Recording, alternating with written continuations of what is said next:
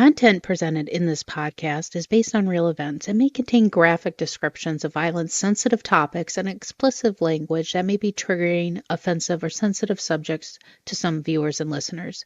Discretion is advised. The purpose of this podcast is to explore and discuss true crime cases for entertainment and educational purposes only.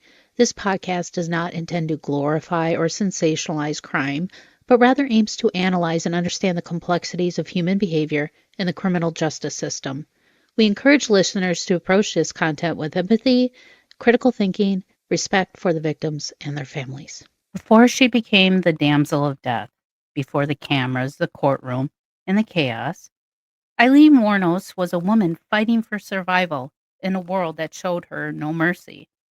She was once called America's most notorious female serial killer, a predator, a monster, but behind that cold label was a lifetime of pain, abandonment, that no one wanted to talk about it. Born into violence, raised in neglect, sold, beaten, discarded by people who were supposed to protect her. By the time she was 10 years old, she was living out in the woods behind her grandfather's house, trading her body for scraps of food, cigarettes, or shelter. By 14, she was pregnant and being sexually assaulted by family members. Her child was taken away from her. Her innocence was long gone. And still, no one cared. So decades later, the same broken girl, now hardened, angry, and lost, would walk the highways of Florida selling sex to survive. But between 1989 and 1990, 7 men would end up dead, and Aileen would become a symbol of everything America fears and refuses to understand, a woman who fought back, but in the ugliest way imaginable. Was Aileen Wuornos born a killer? Or was she created by years of abuse, betrayal, and a system that looked the other way? So with that being said, it's time to start the show. Let's hit it.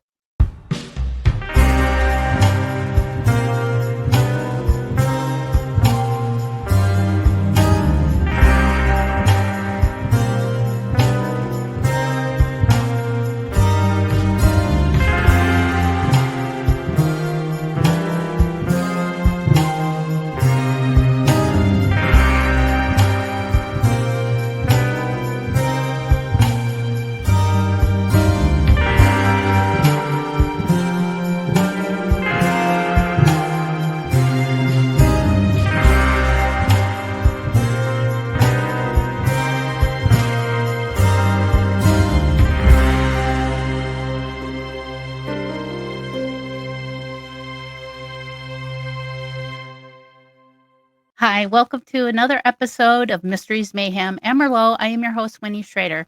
Tonight, obviously, I watched another hot doc that just hit the stream waves on Netflix. It's Aileen Wuornos, Queen of Serial Killers. And this one kind of hits home for me a bit because I, too, have been in domestic abusive situations and sexually assaulted. But this is exactly what happened to her throughout her whole life. And if you're not familiar with the Aileen Wuornos story, well, I'm glad you're here because you're going to learn about it. But it really gets me those my brain turning. Like, what are we doing as a society? Are we creating these monsters, or are they just born this way? And that I thought that this story would be a great one to showcase that duality of a serial killer or a murderer. Are they born that way? Were they made that way? What caused them to flip that switch and go crazy? But I kind of wanted to cover just the crimes up first because it was in a short period of time. She had 7 victims. A lot of the media at the time kind of painted her victims as these innocent men, family men, people that contribute to society. But they do know that Aileen was a prostitute and they were picking her up to pay her for sexual services. So I don't know how much of an upstanding citizen these men are, but her first victim, and this is the one that she said kind of flipped that switch for her, and that's Richard Mallory. He was 51 years old, died sometime December 1989. He was shot 2 times. He was a business owner. He owned like an electronic shop. Eileen said that this was uh, the first, I guess, John, if you want to call it, attacked her and tried to sexually assault her. And she had a 22 revolver in her purse and she shot him. Uh, During the trial, she said that he did some really sexual deviant things with her, sodomized her, used a rubbing alcohol on sensitive parts of her bodies. I mean, it sounded what how she described it, it was horrific. And she claimed self-defense. They found the next guy. Now, David Andrew Spears, he was 47. Now, this one is where they kind of figured out it was a woman doing this, is because he was naked outside of every case. This is weird. Every case, the car was found on a different side of the county where the body was, on a different side. But where they found the bodies with David Andrew, they found condoms and they found some blonde hair. So they're like, is this a woman doing this? I mean, that they were kind of baffled of what's going on.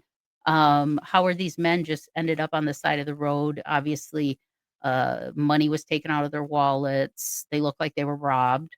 So David Spears was shot 6 times. So something's escalating here. Now, Charles Edmund Carskadden, he's 40.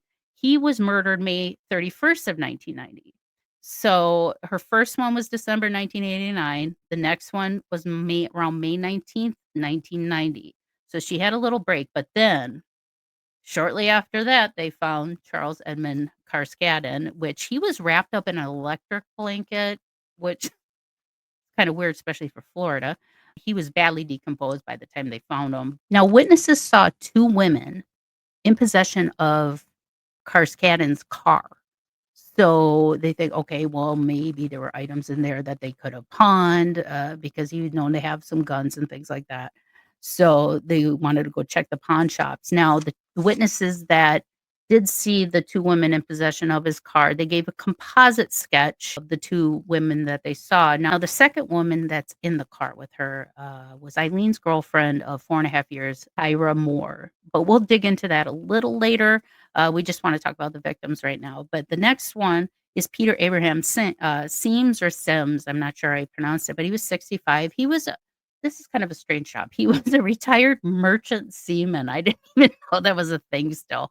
But he left Juniper, Florida, June of 1990, and he was supposed to get to Arkansas. He was doing so, I don't know if it was business or supposed to meet a family member in Arkansas, but he never showed up. And so that's why people called, had the police look into it, maybe do a welfare check or something, because he's like, he was supposed to arrive here and he hasn't come and we can't get a hold of him. But on July 4th of 1990, his car was found in Orange Springs, Florida, and both Wuornos and Moore were spotted and seen abandoning the car. And so when they took in the car in the possession of the police, they dusted it for prints and they found Eileen's fingerprints inside the car. Now, his body was never found, though. And then the last one was Walter Gino Antonio. He was 61. He was a trucker, a security guard. He also did some like reserve.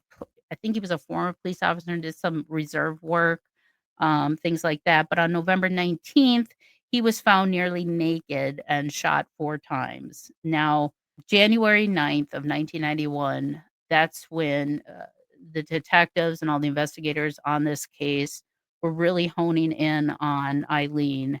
And at the last resort bar, biker bar, on an outstanding warrant. And they didn't say what the warrant was, but it was an outstanding warrant. And that's how they brought her in. Now, when she was, when she was taken in to custody, she didn't know what was she going in for. She could just ask, "What's the warrant for?" And they wouldn't tell her. Eventually, once she got in there, that's when she kind of cracked, started confessing.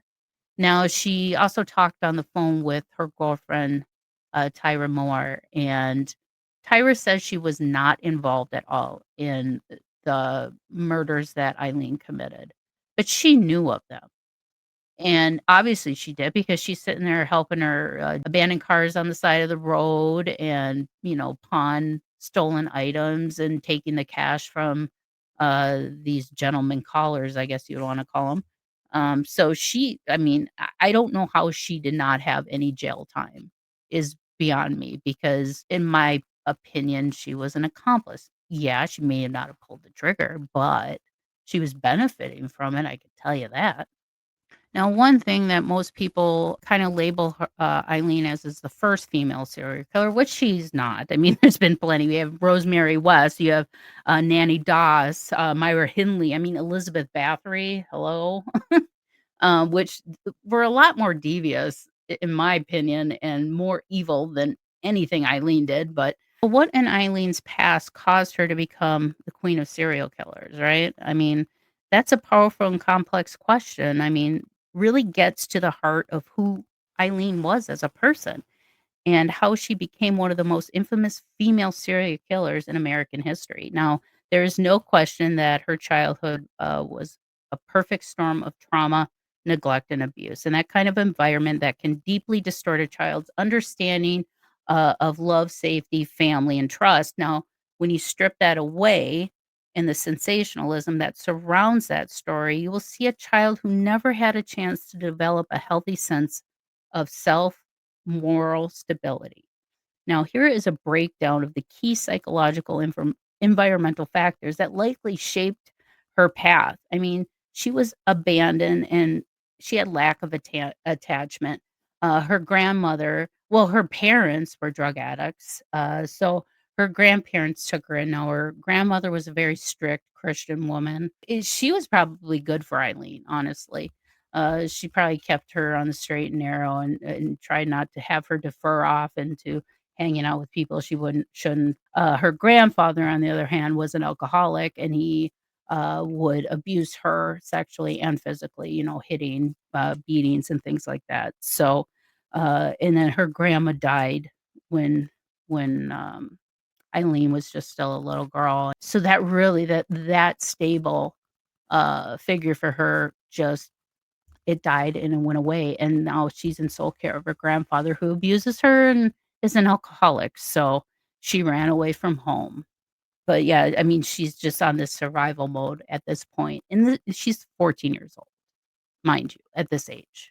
So, between the ages of 11, 12, 13, 14, she started trading sex for food and cigarettes. I mean, that's not what a normal young girl should be doing.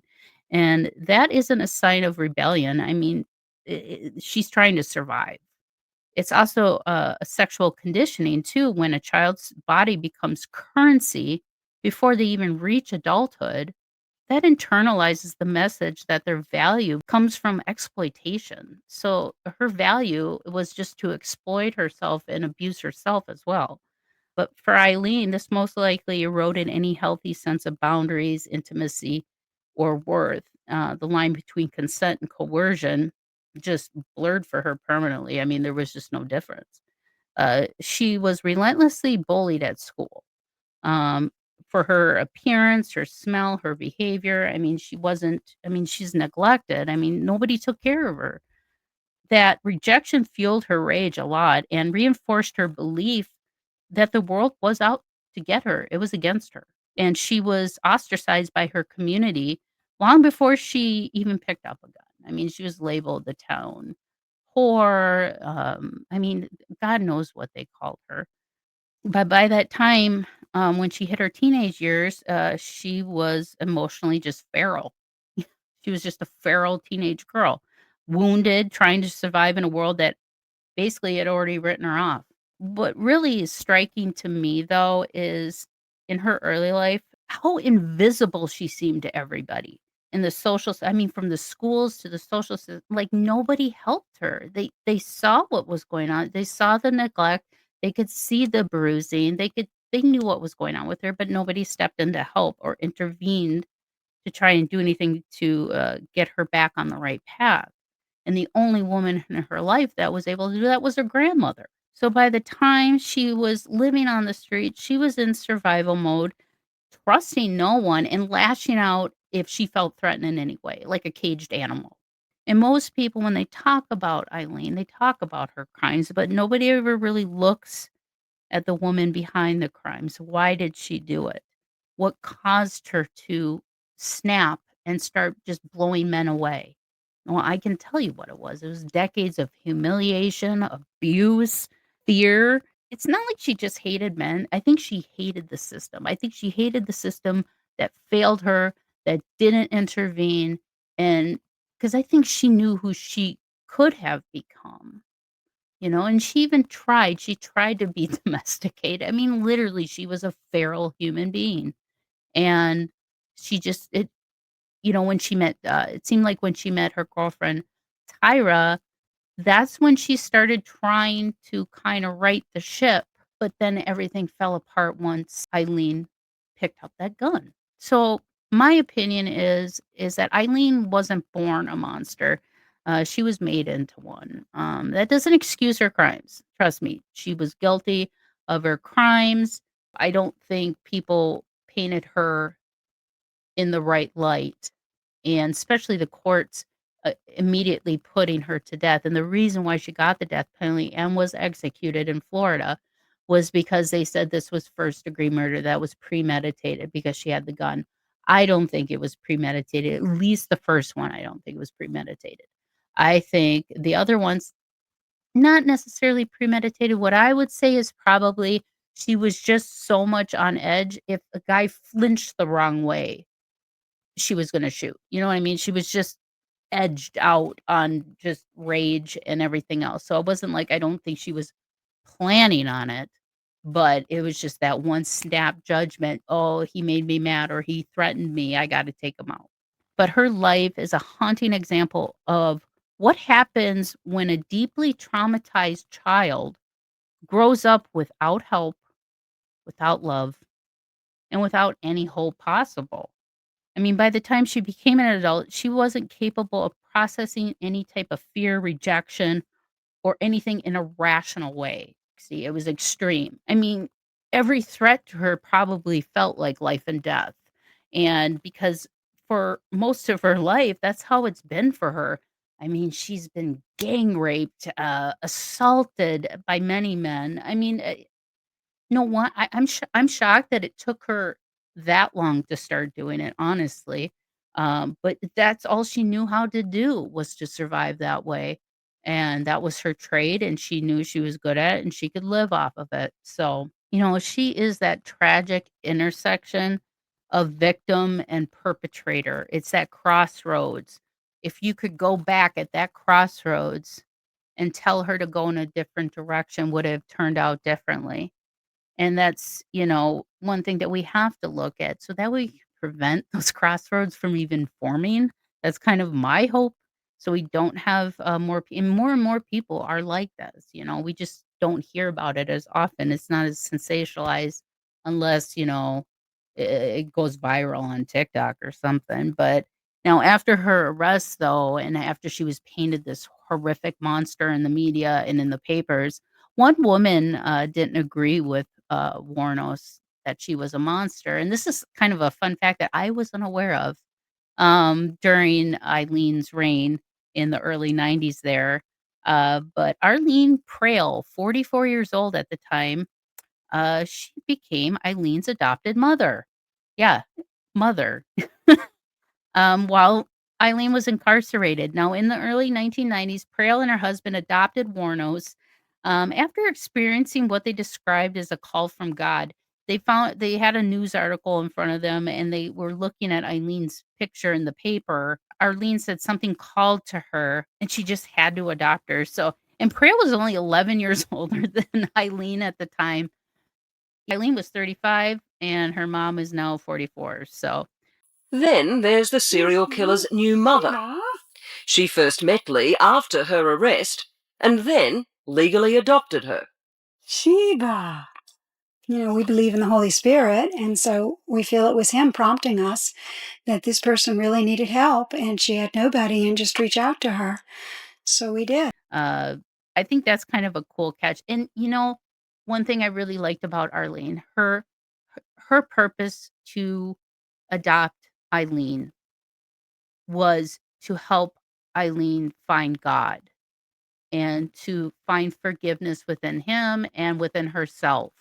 It's kind of Eileen's companion till the very end. And God bless her. that's how Christ was. I mean, he's love your enemy, love the downtrodden, love the people who need love the most. And that's what she did. So I thought that was very honorable of Arlene to do that. I would have never thought to adopt a serial killer in jail because they need a mom. But it obviously it helped Eileen get through a lot of things while she was incarcerated, all the way up until her execution. Now, was this trial fair when because originally she first tried for Mallory's murder, and that was one thing in the documentary. She kept complaining. She's like, "Why do you guys have to keep having hearings? I've confessed to all these murders. How many times do you have to put me to death? Because each count, each murder, they wanted to attack her with the death penalty." And honestly, I agree with her. It was kind of a waste of time and taxpayers' dollars to constantly have these court hearings to sentence her to death after she's already been sentenced to death 3 other times. Come on, how many times can you kill her? But one thing I thought was kind of shady during the trial, during the Mallory trial, was after she was arrested, Tyra said that she was paranoid that the cops were going to come for her.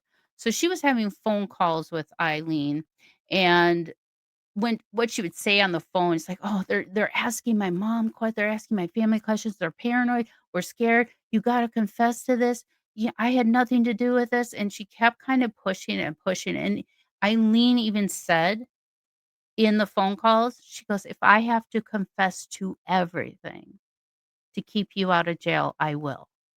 Hello? Yes. Yes. Hi. Hey. Hey, I had to call you early 'cause I didn't know if you were going to leave today or what. I don't. What the hell's going on, Lee? They've called. They've been up to my parents again. They've got my sister now asking her questions. I don't know what the hell's going on. Huh. What are they asking you such a question for? I don't know. Hmm. Lee, they're coming after me. I know they are. No, they're not. Listen, They've got to. Why are they asking so many questions then? honey, listen. Do what you gotta do, okay? I'm gonna have to because I'm like gonna go to jail for something that you did. This isn't fair. My family is a nervous wreck up there. My mom has been calling me all the time. She doesn't know what the hell's going on. Okay. You gotta do, okay? Alrighty? What? I'm not gonna let you go to jail.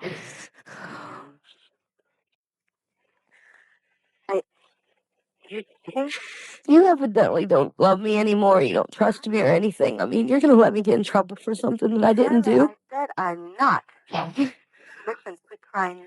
So I can't help it. I'm scared shitless. I know. I left the I don't know whether I should keep on living or if I should. No, Tyler. What if they don't believe me? Tyler, What? I'm not gonna let you go to jail. I have to leave that. Yes. Why the hell did you do this? Why did you do this? Listen, Ty, What? I probably never. Yes. I love you. If I could just to keep you neutral, I will. Okay. Don't worry, okay? Okay. I love you. No.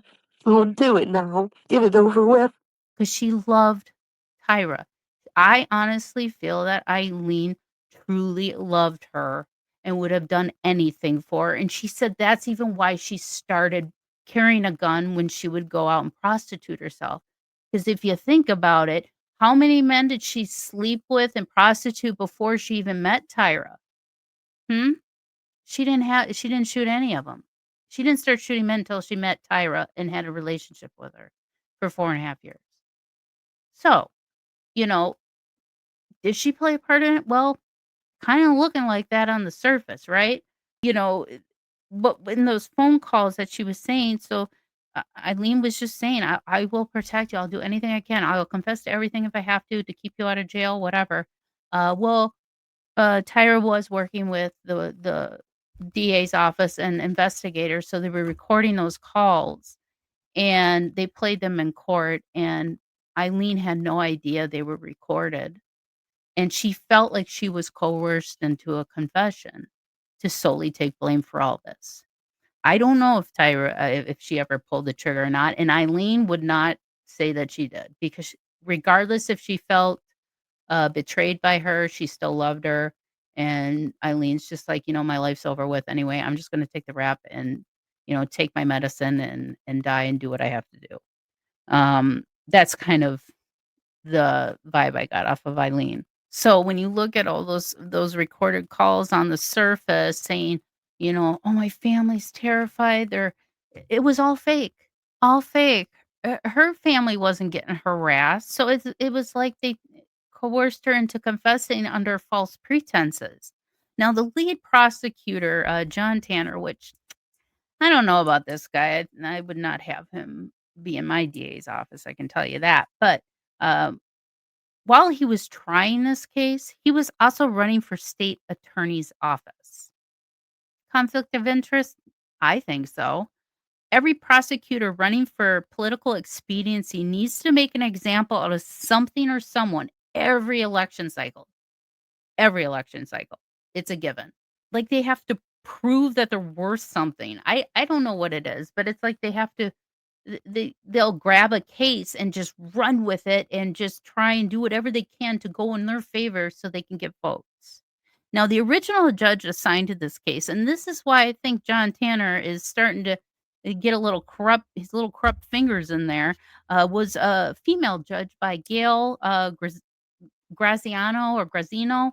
Now she was a critical part on how the police and the prosecution handled this case because particularly their methods in obtaining the confession from Wuornos through her girlfriend Tyra Moore. She believed the authorities were more interested in securing a conviction for political reasons, like I just said, and in finding the truth and ensuring a fair trial. Now, due to this outspoken criticism, guess who got removed from the bench?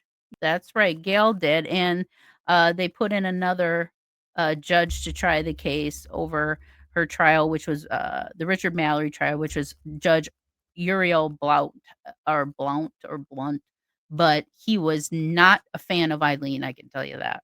And now John Tanner was also, like, he's very conservative. I mean, he was on this huge moral campaign to rid that county of pornographic materials, all that stuff. So obviously Eileen is just a huge target for a guy like that, especially if he's running for election. I mean, she was the poster child for that kind of vulgar behavior in his opinion.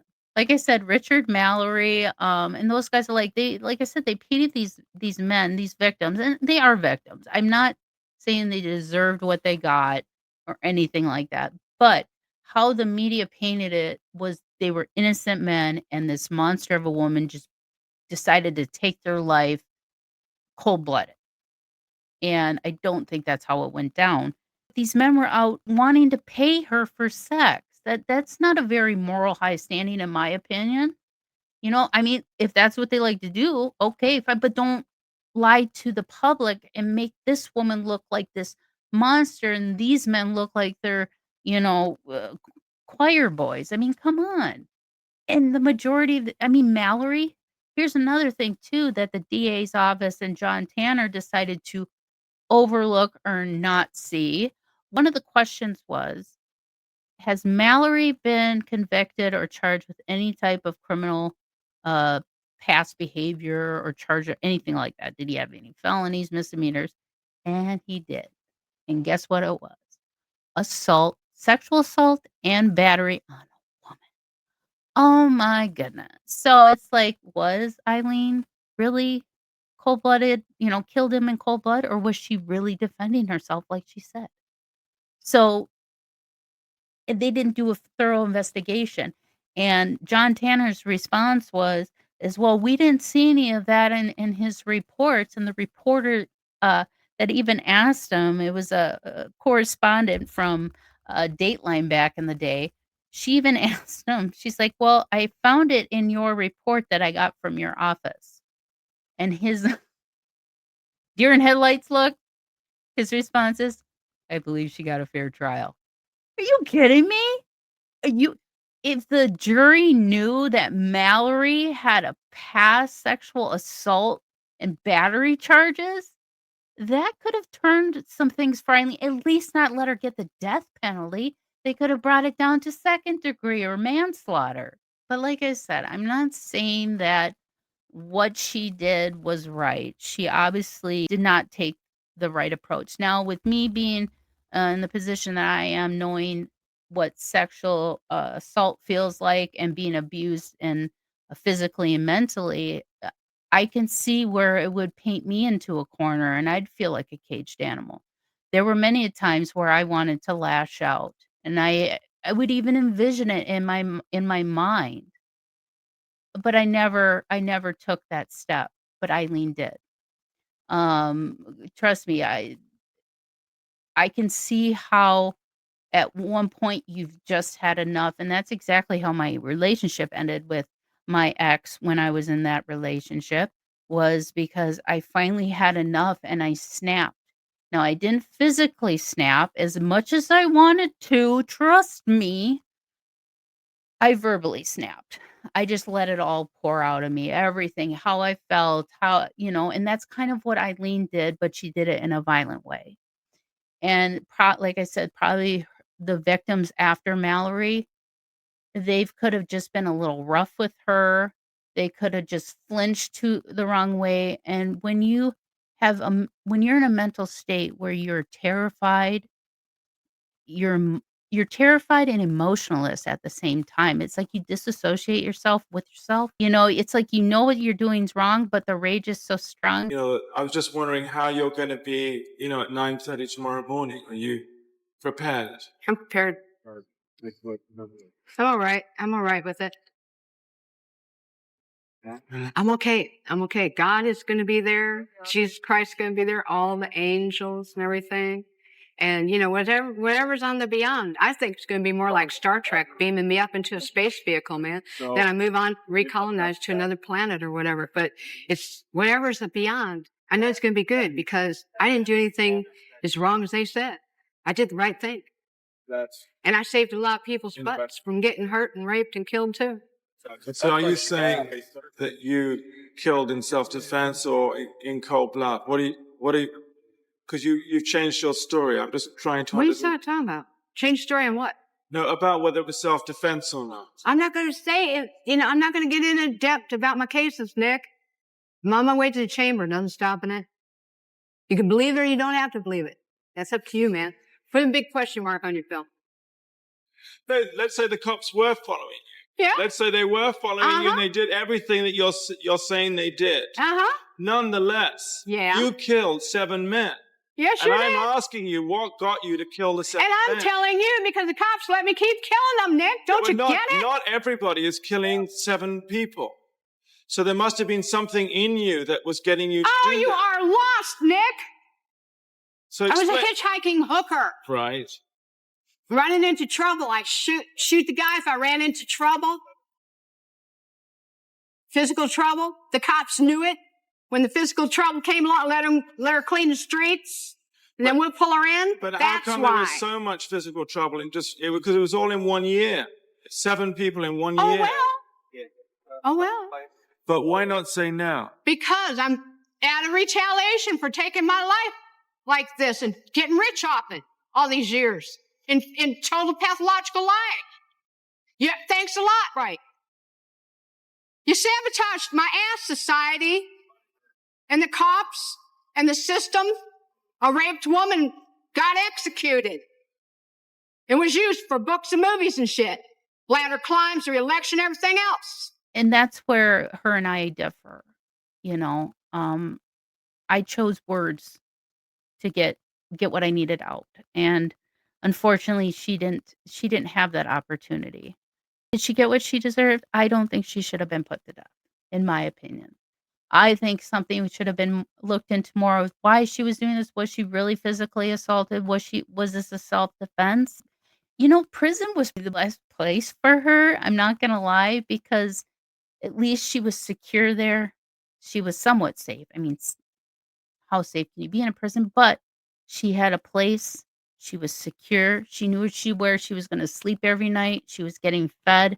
And I'm sure she created a lot of new friendships in jail. And I think that's just what she needed. I think she just needed companionship and just people around her just to kind of keep her Aileen and not the monster that she became. In the end, it was only the producers of this American TV movie who were able to cash in on Lee's story. Tyria and the police's conspiracy to get rich quick came to nothing once they were caught. But that hasn't stopped Lee Wuornos suspecting that someone, somewhere, wants to exploit her name. It's making me get bitter, evil, angry. I've never been before in my life. Worse than even out there with those men.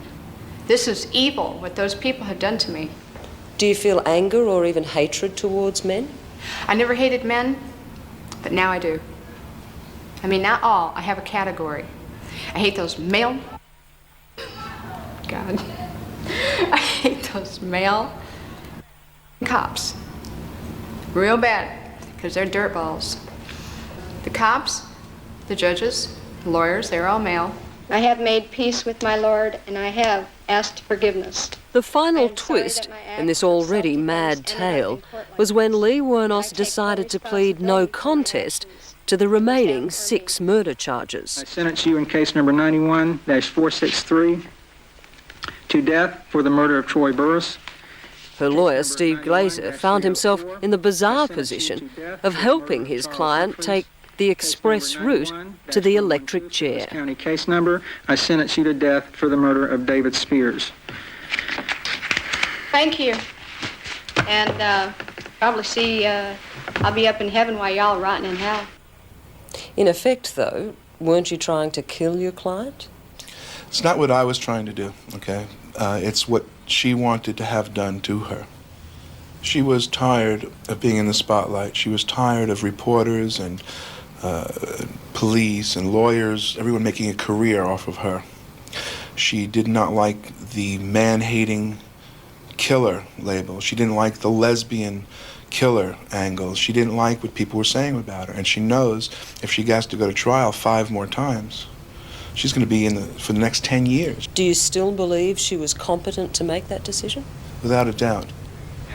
Okay, there will be an automatic appeal. You have the right to an appeal. Mr. Glazer, is that going to be handled by you May or the your public wife and defender? kids get raped. I would ask that you would appoint the public office. Okay, I'll appoint the public defender's office to handle the appeal. There's one other thing that I want to say that I think needs to be said. I know I was raped. You weren't nothing but a bunch of scum. Therefore, these proceedings are now Putting concluded. somebody who was raped to death.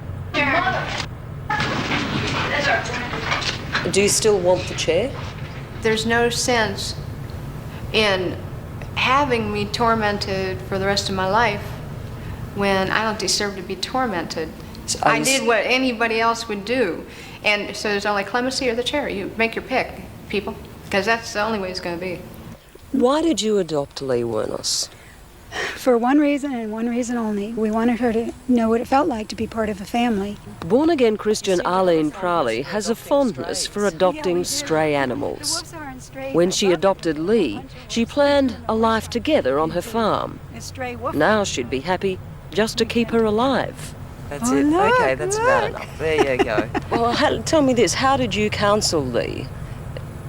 I told her to go for the life in prison. I told her that that would be the best.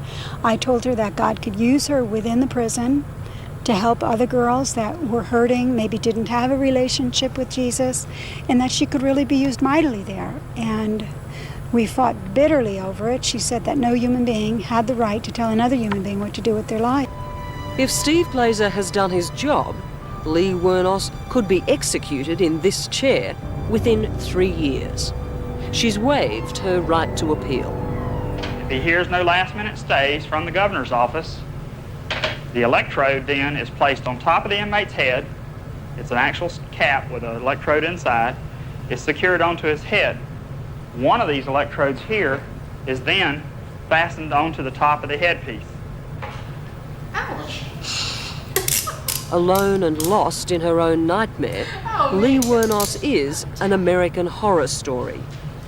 She could escape death row, but her bitterness and hate will see Lee become the first woman in over a century to be executed in Florida.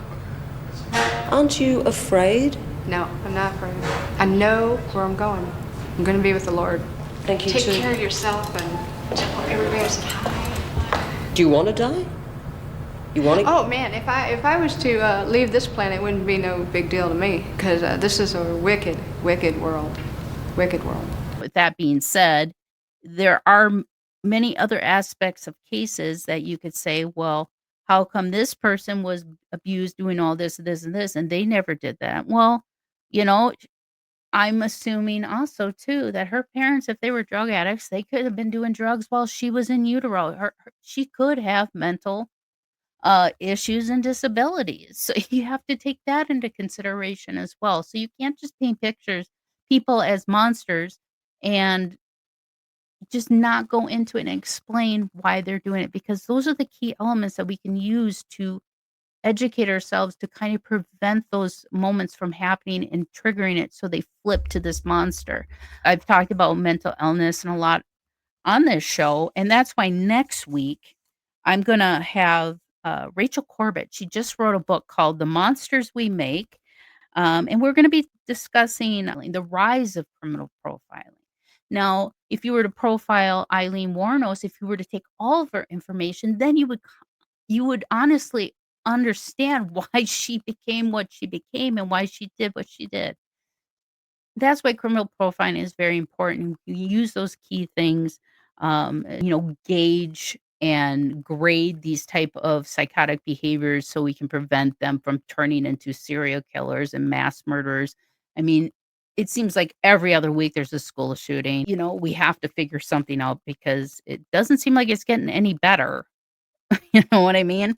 But this book, I mean, we're going to talk about the rise of criminal profiling all the way from Sherlock Holmes. Yes, Sherlock Holmes to probably, Mindhunter, John Douglas, the FBI profiler who they based that series off of, trying to understand the key elements of why people do what we do or why they do what they do. But like I've talked about Ed Gein, what was the triggering point for him? Where could we have intervened so we wouldn't have been talking about like we talk about Ed Gein today? Could we have changed history? Who knows? But that's why I think these books and these topics are very important because there's a huge spectrum. Huge spectrum. It's not just one little box. Oh, you fit this. Oh, you're a sociopath. No, it's not like that. So obviously with Aileen Wuornos, but if you haven't checked out the documentary, go check it out. It's on Netflix. It's Aileen Wuornos, Queen of Serial Killers. Now remember, she's not the first female serial killer. Everybody keeps calling her that. I'm like, no, she's not. But probably the most famous one, especially in modern day, because you see, I mean, they've made movies. Charlize Theron did Monsters with Christina Ricci. I mean, there's been other ones too. So check them out. Look into her story. And when I listen to jail interviews, I kind of like Aileen. I don't. I could sit and have a beer with Aileen, and we could probably talk about music. I almost feel like in those moments when she became violent, it was like she disassociated herself and she wasn't Aileen at that moment. She was putting on that front, and I get it. Because once you've been abused, once you've been a victim of that kind of crime, you're gonna constantly have your guard up and you're gonna protect yourself so it doesn't keep happening over and over again. So I think that's exactly what Aileen did. So if you agree with me, please let me know. If you disagree with me, even better, email me at mysteriesmayhemmerlow@gmail.com because I like having these discussions, especially people who don't agree with me, because I want to learn why you think the way you do. So if you think Aileen got what she deserved, I would love to know why you think that way, and maybe we can have a discussion about it.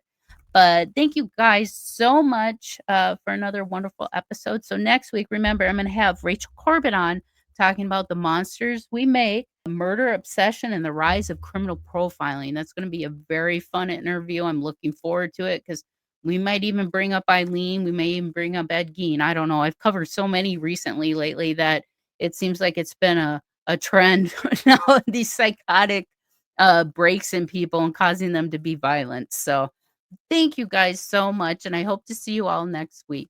Thank you for joining me for another episode of Mysteries, Mayhem, and Merlot. And until our next case, my armchair detectives, stay safe, stay vigilant, and stay aware. I'll see you right here next week on Mysteries, Mayhem, and Merlot.